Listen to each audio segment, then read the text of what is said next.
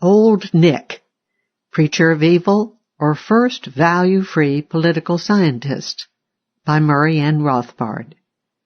This article is excerpted from Chapter 6 of An Austrian Perspective on the History of Economic Thought, Volume 1, Economic Thought Before Adam Smith, and is read by Jeff Rickenbach. The Italian humanists had propounded the doctrine of absolute political rule, first by republican oligarchs and next by the glorified despot, the monarch or prince.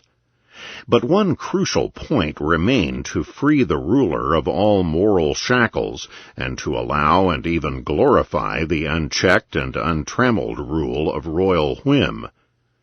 For while the humanists would hear of no institutional check on state rule, one critical stumbling block still remained: Christian virtue. The ruler, the humanists all admonished, must be Christian, must cleave always to justice, and must be honest and honorable. What was needed, then, to complete the development of absolutist theory was a theoretician to fearlessly break the ethical chains that still bound the ruler to the claims of moral principle. That man was the Florentine bureaucrat Niccolò Machiavelli, 1469 to 1527, in one of the most influential works of political philosophy ever written, The Prince. Niccolò Machiavelli was born in Florence to a moderately well-off Tuscan noble family. His personal preference was clearly for the old oligarchic republic rather than for the signori, and in 1494, when the Republicans kicked the Medicis out of Florence, young Niccolò entered the city bureaucracy. Rising rapidly in the government, Machiavelli became secretary of the Council of Ten, which managed the foreign policy and the wars of Florence. He held this important post until the Medicis reconquered Florence in 1512, serving in a series of diplomatic and military missions. Machiavelli was nothing if not flexible, and this philosopher extraordinaire of opportunism greeted the return of the hated Medicis by attempting to ingratiate himself in their eyes. During the year 1513 he wrote The Prince, superficially yet another in the traditional series of advice books and panegyrics to princes. Hoping to induce the Medicis to read it so that he might be restored to a top bureaucratic post, Machiavelli had the lack of shame needed to dedicate the book to the magnificent Lorenzo de' Medici. The Medicis, however, did not take the bait, and the only thing left for Machiavelli was to embark on a literary career and to drift back into Republican conspiracies.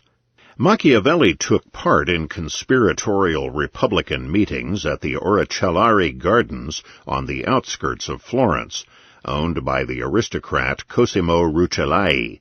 It was at the Oracellari Gardens that Machiavelli discussed the drafts of his second most important book, the Discourses on the First 10 Books of Titus Livy, written from 1514 to 1519. Niccolò Machiavelli was reviled throughout Europe during the 16th century and on into the next 2 centuries. He was considered to be someone unique in the history of the West, a conscious preacher of evil, a diabolic figure who had unleashed the demons in the world of politics. The English used his given name as a synonym for the devil, Old Nick. As Macaulay put it, out of his surname they have coined an epithet for a knave, and out of his Christian name a synonym for the devil. In modern times, Machiavelli's reputation as a preacher of evil has been replaced by the admiration of political scientists as the founder of their discipline. For Machiavelli had cast off outdated moralism to look at power coolly and hard-headedly. A tough-minded realist, he was the pioneer developer of modern, positive, value-free political science. As the mercantilist, power-oriented founder of modern scientific method, Sir Francis Bacon was to write early in the 17th century, We are much beholden to Machiavelli and others that write what men do, and not what they ought to do. Well, which was Machiavelli, a teacher of evil or a value-free political scientist? Let us see. At first glance, The Prince was very much like other mirror of princes' advice books of the late 15th century humanists. The prince was supposed to seek virtue or excellence, and was supposed to pursue honor, glory, and fame in the development of such excellence. But within this traditional form, Machiavelli wrought a radical and drastic transformation, creating in this way a new paradigm for political theory. For what Machiavelli did was to redefine the critical concept of virtue. For the humanists, as for Christians and classical theorists alike, virtue, excellence, was the fulfillment of the traditional classical and Christian virtues, honesty, justice, benevolence, etc. For Old Nick, on the contrary, virtue in the ruler or prince, and for the late humanists, after all, it was only the prince who counted, was, simply and terribly, as Professor Skinner puts it, any quality that helps a prince to keep his state. In short, the overriding, if not the only goal for the prince, was to maintain and extend his power, his rule over the state. Keeping and expanding his power is the prince's goal, his virtue, and therefore any means necessary to achieve that goal becomes justified. In his illuminating discussion of Machiavelli, Professor Skinner tries to defend him against the charge of being a preacher of evil. Machiavelli did not praise evil per se, Skinner tells us. Indeed, other things being equal, he probably preferred the orthodox Christian virtues. It is simply that when those virtues became inconvenient, that is, when they ran up against the overriding goal of keeping state power, the Christian virtues had to be set aside. The more naive humanists also favored the prince's keeping his state and achieving greatness and glory. They believed, however, that this could only be done by always maintaining and cleaving to the Christian virtues. In contrast, Machiavelli realized that cleaving to justice, honesty, and other Christian virtues might sometimes, or even most of the time, conflict with the goal of maintaining and expanding state power. For Machiavelli, orthodox virtues would then have to go by the board. Skinner sums up Machiavelli as follows. Machiavelli's final sense of what it is to be a man of virtue, and his final words of advice to the prince, can thus be summarized by saying that he tells the prince to ensure above all that he becomes a man of flexible disposition. He must be capable of varying his conduct from good to evil and back again, as fortune and circumstances dictate. Professor Skinner, however, has a curious view of what preaching evil might really be. Who in the history of the world, after all, and outside a Dr. Fu Manchu novel, has actually lauded evil per se, and counseled evil and vice at every step of life's way? Preaching evil is to counsel precisely as Machiavelli has done. Be good so long as goodness doesn't get in the way of something you want. In the case of the ruler, that something being the maintenance and expansion of power.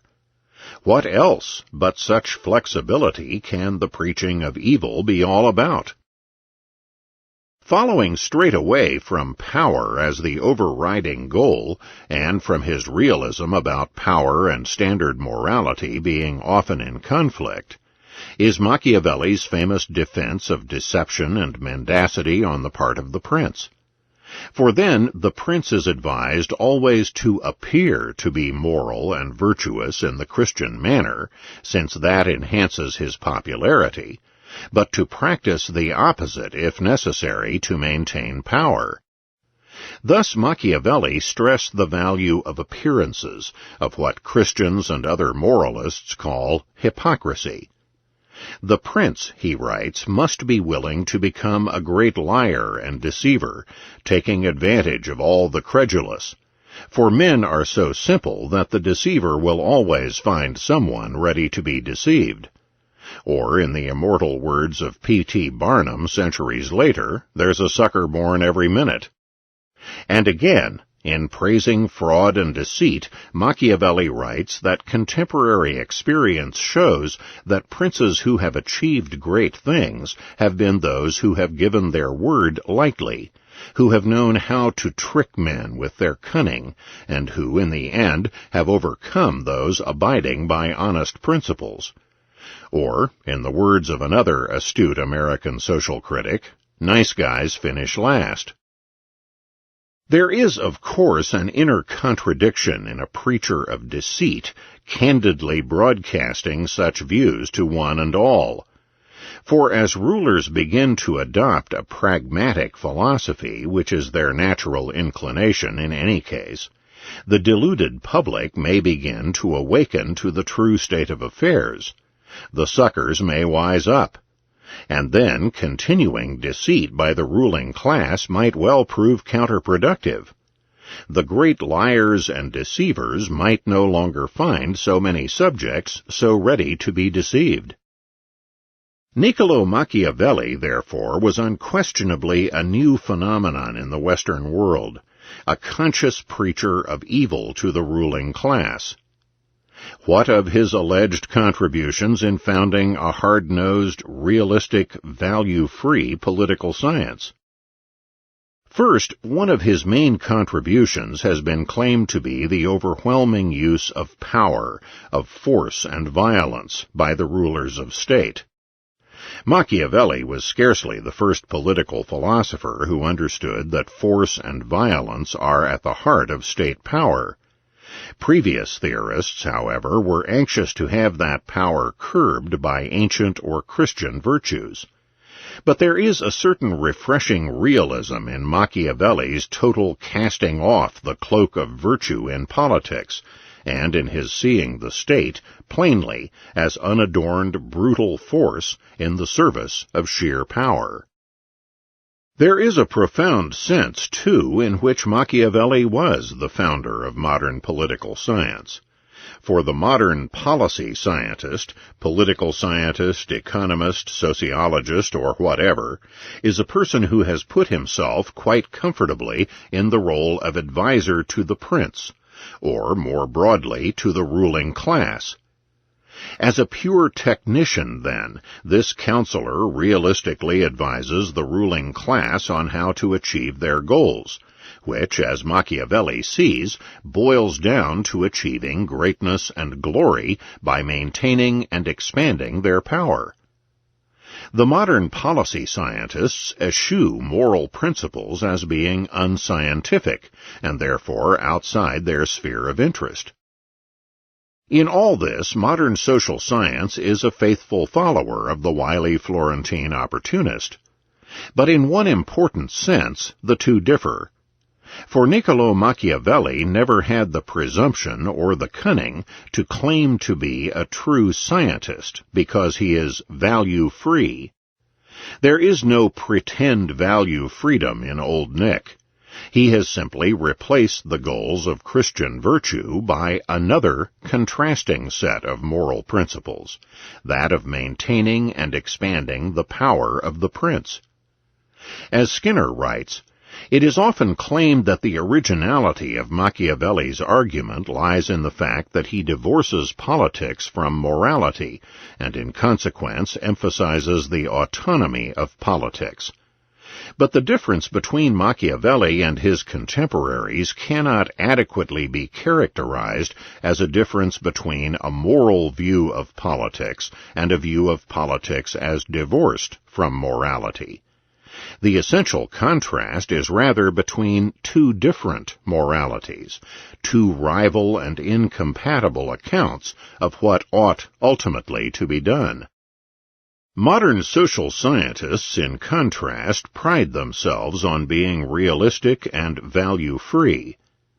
But in this, ironically, they are far less realistic, or perhaps less candid, than their Florentine mentor.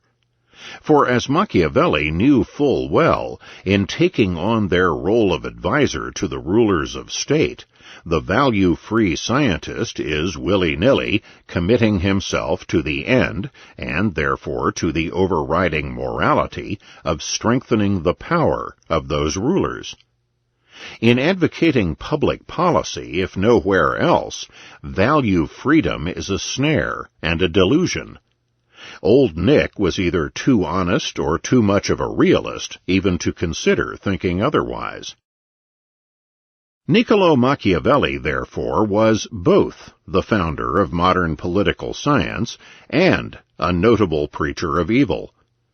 In casting out Christian or natural law morality, however, he did not presume to claim to be value-free as do his modern followers.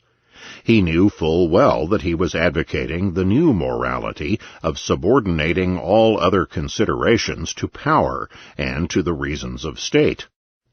Machiavelli was the philosopher and apologist par excellence for the untrammeled, unchecked power of the absolute state. Some historians like to contrast the bad Machiavelli of The Prince with the good Machiavelli of his later, though less influential, discourses.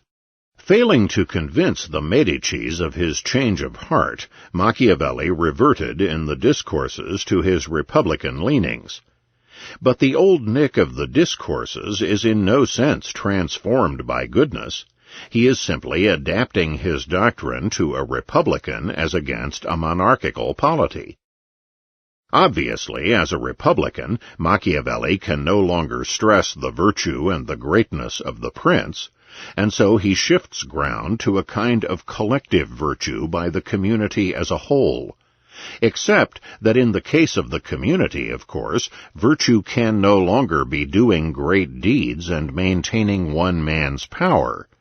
It now becomes acting always in the public good, or the common good, and always subordinating an individual's or a group's private selfish interests to an alleged greater good. In contrast, Machiavelli condemns the pursuit of private interest as corruption. In short, Machiavelli is still holding the maintenance and expansion of state power to be the highest good, except that now the state is oligarchic and republican. What he is really preaching is similar to the creed of earlier republican humanists. Each individual and group subordinates itself and obeys without question the decrees of the oligarchic ruling class of the republican city-state. Niccolò Machiavelli is the same preacher of evil in the discourses as he had been in The Prince. One of the first atheist writers, Machiavelli's attitude toward religion in the discourses is typically cynical and manipulative. Religion is helpful, he opined, in keeping subjects united and obedient to the state, and thus those princes and those republics which desire to remain free from corruption should above all else maintain incorrupt the ceremonies of their religion. Religion could also make a positive contribution if it glorified strength and other warlike qualities. But unfortunately, Christianity has sapped men's strength by preaching humility and contemplation. In a tirade anticipating Nietzsche, Machiavelli charged that Christian morality has glorified humble and contemplative men, and that this peaceful spirit has led to existing corruption. Machiavelli thundered that citizens can only achieve virtue if their highest goal is maintaining and expanding the state, and that therefore they must subordinate Christian ethics to that end. Specifically, they must be prepared to abandon the restraints of Christian ethics and be willing to enter on the path of wrongdoing in order to maintain the state. The state must always take precedence. Therefore, any attempt to judge politics or government on a scale of Christian ethics must be abandoned. As Machiavelli puts it with crystal clarity and great solemnity at the end of his final discourse, when the safety of one's country depends upon the decision to be taken, no considerations of justice or injustice, humanity or cruelty, nor of glory or shame should be allowed to prevail. Machiavelli's views and the essential unity with his outlook in The Prince are shown in his discussion in the discourses of Romulus, the legendary founder of the city of Rome. The fact that Romulus murdered his brother and others is justified by Machiavelli's view that only one man should impose the founding constitution of a republic. Machiavelli's wily conflation of the public good with the private interests of the ruler is shown in the following mendacious passage. A sagacious legislator of a republic, therefore, whose object is to promote the public good and not his private interests, should concentrate all authority in himself. In such concentration, the end of establishing the state excuses any necessary means. A wise mind will never censure anyone for taking any action, however extraordinary, which may be of service in the organizing of a kingdom or the constituting of a republic. Machiavelli concludes with what he calls the sound maxim that reprehensible actions may be excused by their effects, and that when the effect is good, as it was in the case of Romulus, it always excuses the action. Throughout the discourses, Machiavelli preaches the virtue of deceit for the ruler. He insists also, in contrast to previous humanists, that it is better for a ruler to be feared than to be loved, and that punishment is far better than clemency in dealing with his subjects. Furthermore, when a ruler finds that a whole city is rebelling against his rule, by far the best course of action is to wipe them out altogether. Thus Professor Skinner is perceptive and correct when he concludes, in regard to The Prince and the Discourses, that the underlying political morality of the two books is thus the same. The only change in Machiavelli's basic stance arises out of the changing focus of his political advice. Whereas he was mainly concerned in The Prince with shaping the conduct of individual princes, he is more concerned in the Discourses with offering his counsel to the whole body of the citizens. The assumptions underlying his advice, however, remain the same as before. Machiavelli is still at one and the same time a preacher of evil and a founder of modern political and policy science.